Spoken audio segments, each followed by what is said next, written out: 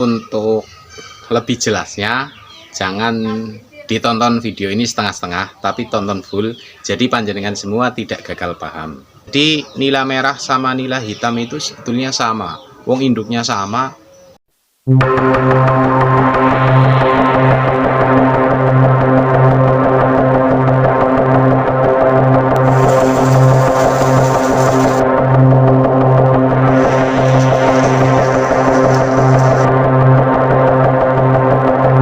Assalamualaikum warahmatullahi wabarakatuh. Selamat siang sedulur semua, cinta ikan Kebumen. Hari ini saya pakai kaos baru ini. Kaosnya Rayap Beton Fish Farm. Nah, cuma ini sayang nggak ada lengannya. Nggak apa-apa lah, biar isis. Nah, hari ini tema kita adalah nila merah versus nila hitam. Karena apa? Yang sering ditanyakan kepada saya, Mas, nila merah sama nila hitam itu bagus mana? Terus lebih laku yang mana? Harganya tinggi yang mana? Nah, hari ini kita bahas. Ada sebagian daerah di Jawa Tengah, khususnya di Kebumen, itu cenderung mereka mengkonsumsi nila merah. Ada yang cenderung mengkonsumsi nila hitam. Sebab apa? Menurut saya ini sugesti. Kalau nila hitam bau tanah, nila merah dagingnya digoreng nggak mau kering. Yes, mending ora sama iwak nek kayak gue. Mangane iwak titik. Nah, kenapa nila bisa bau tanah? Kenapa nila bisa dagingnya itu kurang sedap, atau bilangnya apa ya? Sepa apa itu. Kalau dikasih bumbu itu nggak mau meresep. Itu ada sebabnya. Bukan karena nila itu hidup di tanah, bukan karena nila itu hidup di kolam terpal atau di kolam beton, tapi biasanya nila tua. Nah, kita bahas satu-satu. Nila merah sama nila hitam itu mahal yang mana? Kita mulai dulu dari nila merah. Nah, nila merah itu batasnya di Kebumen kalau Jawa Tengah. Jadi kalau di Kebumen itu ada sebagian yang mengkonsumsi atau fanatik ke nila merah, ada sebagian yang fanatik ke nila hitam. Nah, untuk Kebumen ke barat, Cilacap, Banyumas, terus Purwokerto sampai ke Tasik, itu cenderung mereka mengkonsumsi nila yang berwarna hitam. Tapi kalau dari Kebumen ke timur, Purworejo, Yogyakarta sampai ke Solo, itu cenderungnya mengkonsumsi nila atau fanatiknya di nila merah. Nila hitam sama nila merah itu enak yang mana? Sama saja. Karena apa? Teknik persilangan, kalau kita istilahnya orang perikanan itu ya tahu betul lah. Jadi nila yang enak yang mana, yang nggak enak yang seperti apa itu kita tahu. Tapi kalau masyarakat itu cenderungnya ke arah sugesti. Jadi sugestinya itu ngomong, oh nila hitam bau tanah, nila merah kalau digoreng nggak mau kering. Nah, itu kan sama-sama susah. Nah, sekarang sugesti itu kita clearkan atau kita klarifikasi. Sebetulnya yang bikin nila berbau tanah atau apek dagingnya itu bukan karena nila hidup di tanah, tapi nila tua. Di awal tadi saya sudah ngomong. Terus kalau mahalnya kalau di Kebumen nila merah itu sama dengan harga nila hitam. Yang penting secara size atau ukurannya sama. Tapi kalau di daerah Kebumen ke barat, ke arah Cilacap, itu lebih mahal nila yang berwarna hitam daripada yang merah. Karena di sana asumsi yang terbangun atau mindset yang terbangun, nila hitam itu lebih enak daripada nila merah. Karena apa?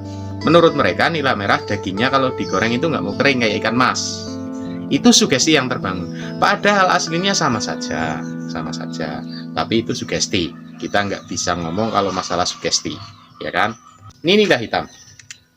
Nila hitam ini induknya berwarna merah.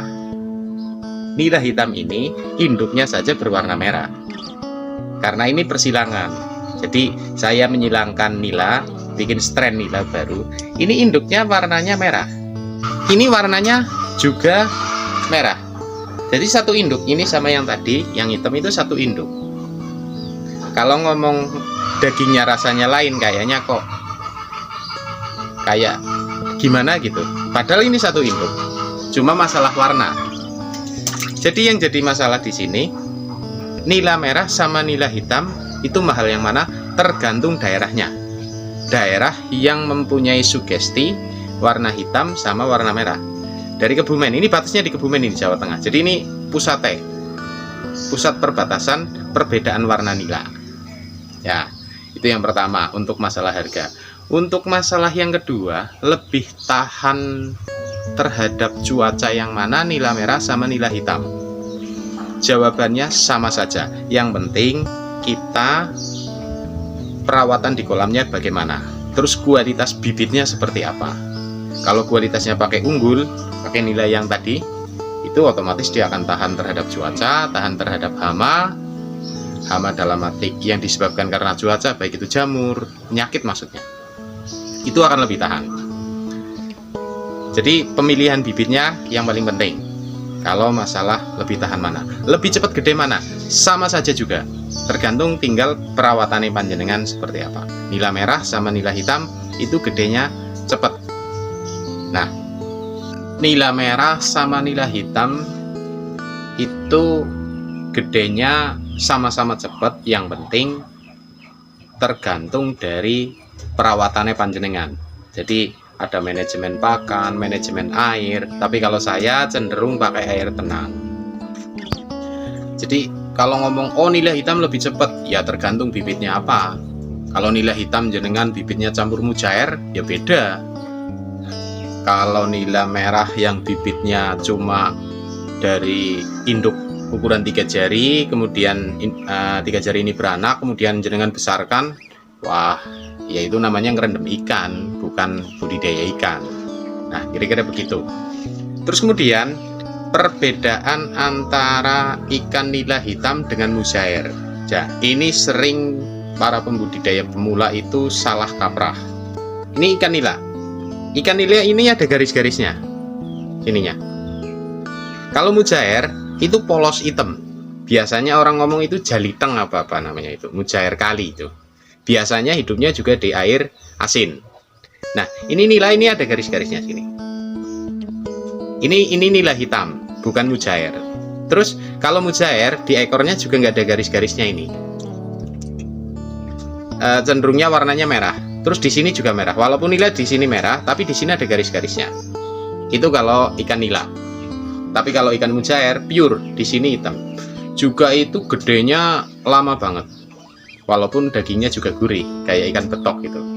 Nah, kemudian ini perbedaan antara nila sama mujair. Jenengan yang pemula itu harus bisa membedakan. Jadi jangan ngomong nila hitam itu mujair, ya jangan. Nila hitam ya tetap nila hitam, mujair ya mujair. Sedangkan nila merah itu nanti di episode saya selanjutnya kita bahas nila merah bibit unggul yang dari Kebumen. Ini yang strainnya atau garis keturunannya lagi saya bikin. Walaupun ini belum ada nama, tapi saya perlu observasi, uji coba juga. Jadi supaya bibitnya valid, ditaruh di air payau boleh, di air tawar nggak masalah, air yang kurang bagus berkapur, ataupun juga yang sering itu airnya ada kayak apa ya, kayak karat itu juga bisa. Nanti kita uji cobakan. Makanya ini belum saya kasih nama nila ini, baru saya istilahnya saya bikinkan garis keturunan. Nanti kita sampai di F3-nya atau keturunan ketiganya untuk indukan. Nah, kalian sudah paham ya perbedaan antara nila sama mujair. Terus lebih besar mana, lebih cepat besar mana, maksudnya tetap lebih sama-sama cepat besar asal bibitnya bibit unggul. Nah, untuk sugesti daerah setiap orang itu kita nggak bisa memaksa, karena mereka juga beranggapan lah makan nila merah itu kayak gimana gitu. Ya itu monggo, itu terserah jenengan. Yang penting kita orang perikanan itu tetap menyediakan bibit yang berkualitas atau bibit yang unggul, supaya apa? Supaya petani kita tetap semangat dalam budidaya ikan nila, nggak makan waktu lama, terus dagingnya ini nggak bau tanah. Itu caranya seperti apa?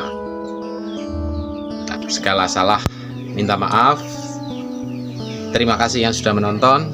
Terima kasih yang sudah subscribe. Wallahul muwaffiq ila aqwamit thoriq. Assalamualaikum warahmatullahi wabarakatuh.